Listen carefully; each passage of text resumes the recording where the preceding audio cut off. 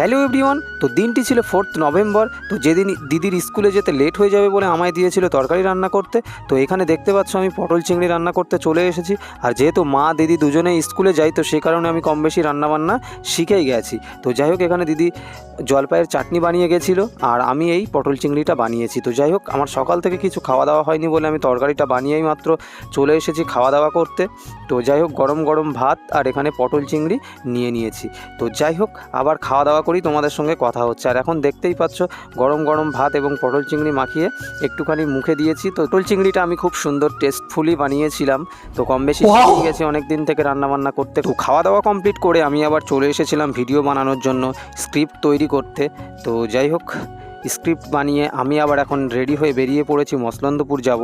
তো মসলন্দপুর যাওয়ার কারণটা হচ্ছে, এখানে আমার যে পুরানো ফোনটা ছিল, ওর যার পাওয়ার বাটনটা সেটা একদমই কাজ করছে না। কিছুদিন আগে ফোনটাকে আমি সারিয়ে নিয়ে এসেছিলাম, বাট তবুও কাজ করছে না। তো যাই হোক, সোজা বেরিয়ে পড়েছিলাম। আর এসেই দেখতে পাচ্ছ আমি মসলন্দপুরে জ্যামের ভিতরে পড়ে গেছি। আর জ্যামের ভিতর থেকে একটু বেশ চুল ঠিকঠাক করে নিয়ে সোজা চলে এসেছিলাম এই যে দাদার দোকানে, মানে যেখানে আর কি ফোনটা আমি সারিয়েছিলাম আগের বার। তো যাই হোক, দাদা ফোনটা সারাই করছিল অ্যান্ড আমি বসে বসে ল্যাদ খাচ্ছিলাম বলে। তো ফাইনালি দেখতে পাচ্ছ ফোনটা ঠিক হয়ে গেছে আর ফোনটা আমাকে দিয়েও দিয়েছে। আর এই যে গার্ডারগুলো লাগিয়ে দিয়েছে, বললো 2-3 ঘন্টা পরে খুলতে। আর দেখতে পাচ্ছ ফোনটা কাজ করা শুরু করে দিয়েছে। তো যাই হোক, ওখান থেকে চলে এসেছিলাম বাড়িতে। আর বাড়িতে এসে দেখো রাতে আবার আমাদের মোড়ের মাথায় হচ্ছিল ফাংশন। তো সেখানে একটু ফাংশন দেখতে গেলাম। তো আজকের মিনি ব্লগটা এই পর্যন্ত, আবার দেখা হচ্ছে নেক্সট একটা ইন্টারেস্টিং মিনি ব্লগে।